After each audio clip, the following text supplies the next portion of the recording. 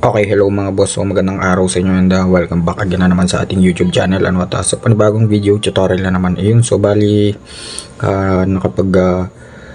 upload na naman tayo or nakagawa na naman tayo ng tutorial dito sa ating YouTube channel. Kung saan talagang napakalaking tulong nito sa atin. Especially sa ating mga walang idea or beginner sa kakalikot sa ating mga motor. So ayun, matagal-tagal din tayo hindi nakagawa ng video mga boss, gawa ng busy tayo sa ating trabaho and personal life syempre. So bali, yun, kung nabasa nyo na yung ating thumbnail, bali for today's video tuturuan ko kayo kung paano mag-wiring ng GPS tracker. So itong GPS tracker na to, napakalaking tulong talaga nito, especially sa ating mga nagmamotor, no? And iwas nakaw or iwas karnap, motor nap, yon. So bali universal nga pala yung GPS tracker na to. So meaning to say, pwede siya sa kahit anong motor. And kung makikita nyo, napakakunti lang ng wire. Mangilan-ngilan lang siya. So napakadali lang talaga i-install yan mga boss. Yun, tulad nga sabi ko, universal siya. Pwede siya sa kahit anong motor or even sa mga sasakyan pwede siya. So bali marami nga pala nito sa Shopee mga boss, GPS tracker. And sa TikTok shop syempre. So hanap na lang kayo GPS tracker. So lalabas naman agad yan.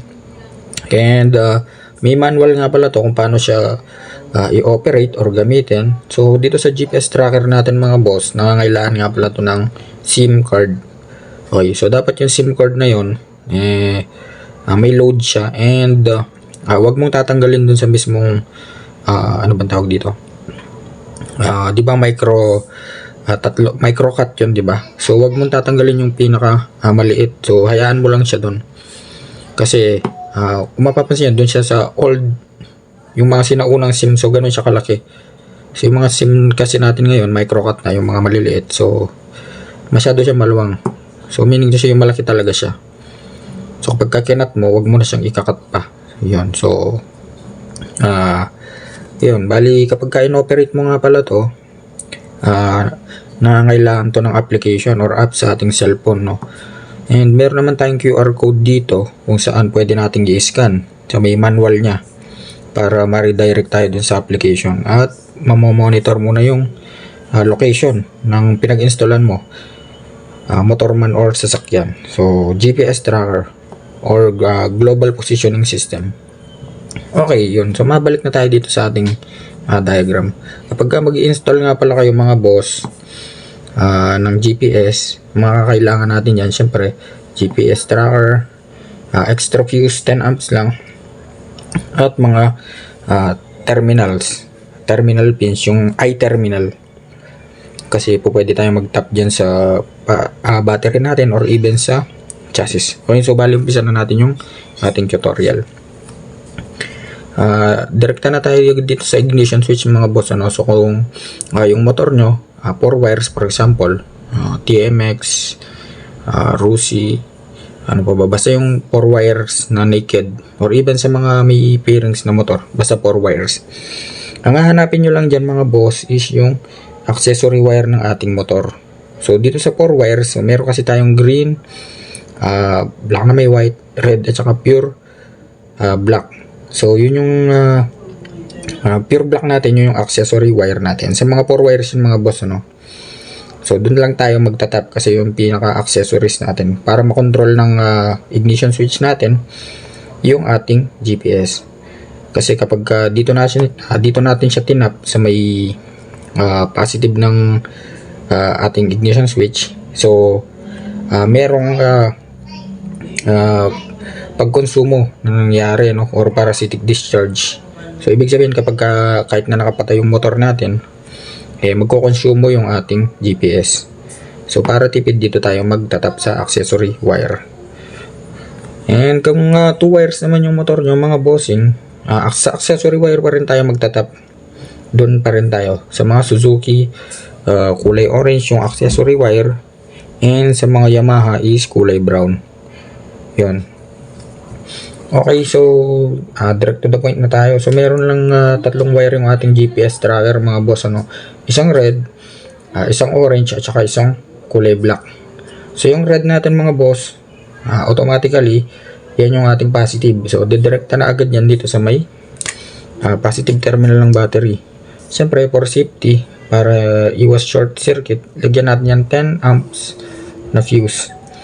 Okay, so tapos na tayo doon, konektado na. Next naman is yung kulay orange. So yan yung sinasabi ko mga boss, kung saan itatap natin siya dito sa may accessory wire. Mapa 4 wires man or 2 wires, kailangan natin siyang i-tap dito sa may accessory wire natin. And last is yung ating black, which is ito yung ating ground.